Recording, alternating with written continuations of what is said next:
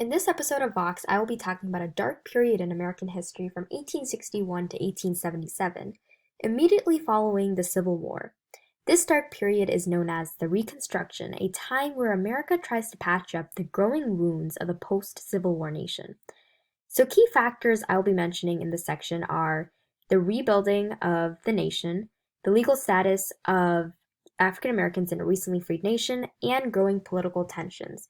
The three phases of the Reconstruction are the wartime Reconstruction, presidential Reconstruction, and congressional Reconstruction. So the first phase, wartime Reconstruction, spans from 1861 to 1865. And like its name, the wartime Reconstruction started during the Civil War, at the time when Northern victory was becoming more clear. And so to prepare for this war, President Lincoln decided that he would take the responsibility as part of the executive branch, and he created an ideal vision of Reconstruction for speedy revival of the Union and to create unity. But Congress deferred, and they advocated for a more strategic revival of Confederate states and did not align with the speedy revival that Lincoln advocated for, and they wanted greater protection for Black people in America. In 1863, President Lincoln issued his first Reconstruction plan called the Proclamation of Amnesty and Reconstruction, and so this allowed pardons for Confederate states with certain requirements, and a part of this proclamation there was a 10% plan, which required 10% of former Confederate states' population to take an allegiance to the United States and recognize the recent emancipation of slaves. And this plan for reunion gave Confederate states specific powers like property rights, voting rights, and even to once again hold office. And so it's clear that there aren't strict regulations that Lincoln is enacting for these Confederate states, rather being lenient and advocating for the revival of the Union. Another proclamation during 1863 passed by President Lincoln is the Emancipation Proclamation. And so this declared that all slaves held as slaves are henceforth and shall be free. And so this decision was primarily because of growing political and military tensions. And so President Lincoln was well aware of the South's success of using slave labor for their huge cotton plantations. And so to have a greater advantage in this war, they passed this to cause an economic and military chaos in the Confederacy, giving them an advantage. And so there were political motives to it, and also it was also because of the pressing abolition movement during this time.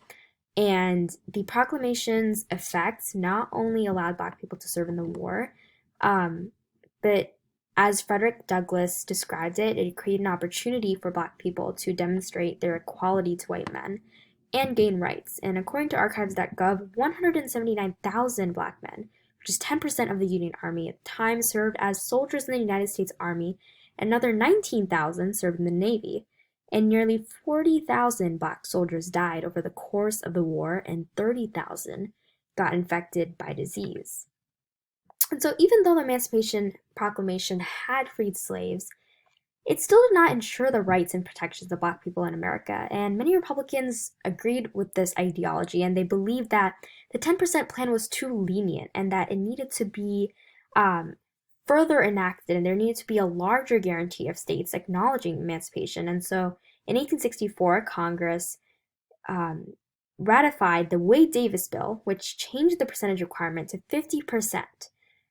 And however, this attempt by congressional leaders Benjamin Wade and Henry Davis was unsuccessful, as it was vetoed by President Lincoln. And so after this unsuccessful attempt, Congress tried once again in 1865 to take a step towards protecting Black people with the Freedmen's Bureau. And so the main purpose of this legislation was to help stabilize and support recently freed men and white refugees economically. So it consisted of granting food, clothing, medical care, all these basic resources. And this bureau, for example, is responsible for founding present-day Howard University in Washington, D.C. And so the bureau and its workers were widespread across 11 former Confederate states to carry out the service. However, due to violence, which the workers received from white supremacist groups, and underfunding, this was not enough progression made. After and regarding land and labor contracts, much of the land in the South was given back to its previous owners, and so there wasn't enough land to give to the newly freed men. And after only being approved with a 1-year charter from President Lincoln, this bill was rechartered by Congress but was repealed in 1872 because of the growing pressures by Southern whites. And finally, in 1865, Lincoln created a new birth of freedom through the ratification of the 13th Amendment. And so this formally abolished slavery in the United States, and it did what the Emancipation Proclamation could not, and it was clear that the proclamation failed to issue a firm order, which the 13th Amendment did. And it firmly ensured that all states abided by the protective laws for former states, and it became more aware to the Republicans in Congress that a constitutional amendment was necessary. And so, in addition to the abolition of indentured servitude, in addition to the abolition of slavery, this also abolished indentured servitude. And so, this is the idea of abolishing illegal forced labor, something that has been very prevalent in America's history for so long up till this time. And however, it is important to note, once again, that this did not ensure the protection of Black people in America. And continued after the 13th Amendment, Black people would still face the political and social turmoil of oppression and injustice. And during the end of the wartime Reconstruction, the beginning of the presidential Reconstruction, there were two factions of republicanism that spread. So the majority of moderate Republicans agreed with Lincoln's plans that states were never legally away from the Union. However, there were minority and radical Republicans advocated for the protection of Black people in the critical and restricted plan for reunion of former Confederate states. And an event that causes political turmoil in the United States is the assassination of President Lincoln on April 14, 1865. And this was at the Ford's Theater in Washington, D.C., where John Booth, a Confederate sympathizer, killed Lincoln only 5 days after the end of the Civil War. And so directly after the assassination of President Lincoln, the wartime Reconstruction was over, and it marked the birth of the presidential Reconstruction. So the presidential Reconstruction was during the year of 1865, where Andrew Johnson, a Southerner, became president following the assassination, and until 1869, he was a Democrat who supported states' rights, a free market system, and was against the Bank of the United States. And Johnson was also a white supremacist who authorized legislations that crippled the economic, social, and political status of Black people in America. And he also supported a quick revival of former Confederate states, similar to Lincoln. He recognized the Southern government and issued the Amnesty Proclamation, and he also gave a full pardon of restoration of property for all former Confederates except for high-ranking or former military Confederates. So what was the legal and social status of the Black community under the Johnson's administration? Well, firstly, because of Johnson's leniency and quick restoration for Southerners, it caused the treatment of Black people in America to be completely up to the states. And that's where the Black Codes come in. The Black Codes were a set of racist and oppressive laws against Black people that were pressed in the South and authorized by President Johnson.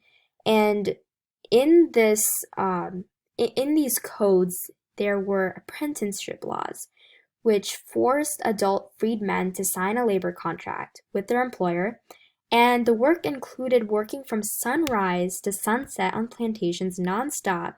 They could not work for more than one employer, and the only occupation they can have is being a farmer or a servant.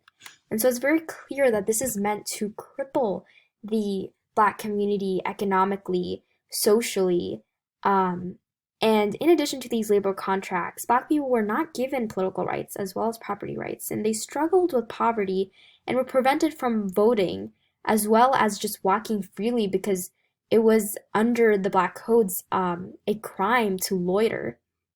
And so these codes were obviously meant to keep white supremacy in place, and specifically in the white South, where it was a precedent for the Jim Crows ahead.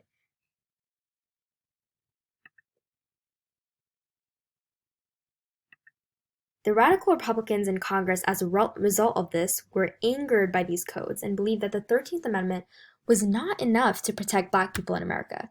And they were also angered again by the quick and easy revival of former Confederate states.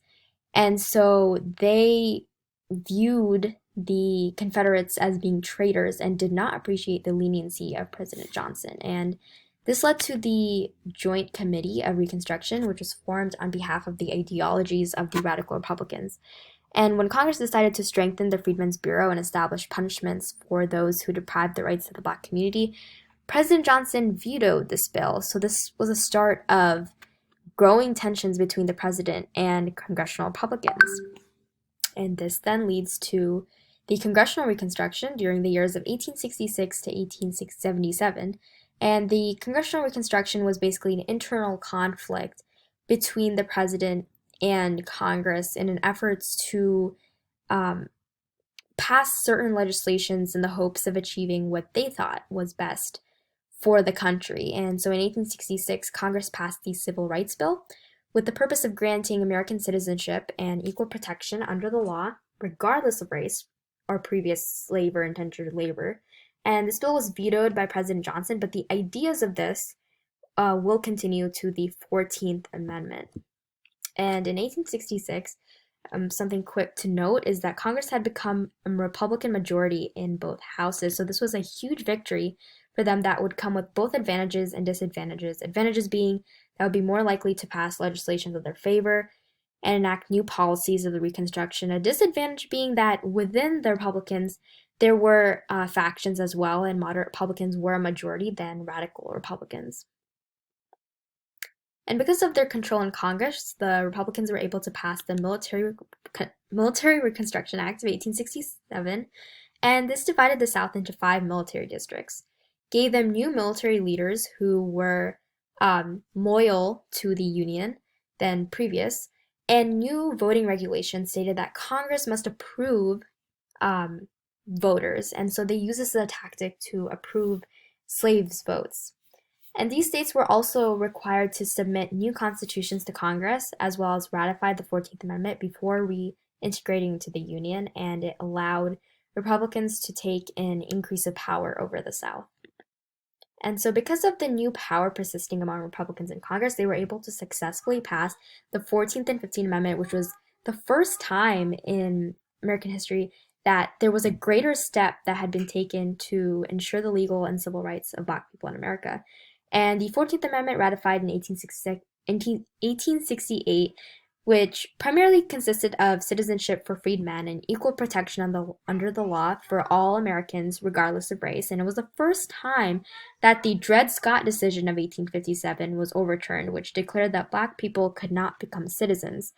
And so Southern states were told that they may not be a part of the Union, they may not remain as a part of the Union if they did not recognize this amendment. And the 15th Amendment, which was ratified in 1870, established that free slaves can vote. And this was a continuation to the 14th Amendment, since the 14th Amendment granted civil rights and the 15th Amendment granted political rights. And so the effects of both of these amendments consisted of the Black community becoming more active, more actively involved politically, and being able to be more active politically. And the Union League, which was a movement created by Northern Black men, consisted of educating others about their civil duties and campaigning for Republican representatives, since they were the ones who gave them these rights. And they also wanted to integrate Black men in churches, schools, militias, and constitutional conventions.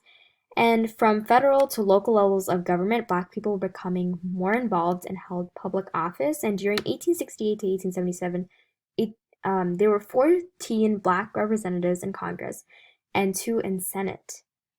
And so this new political power of Black people in America, it angered former white masters and many white Southerners, and they were angered by the fact that Black people had started getting jobs.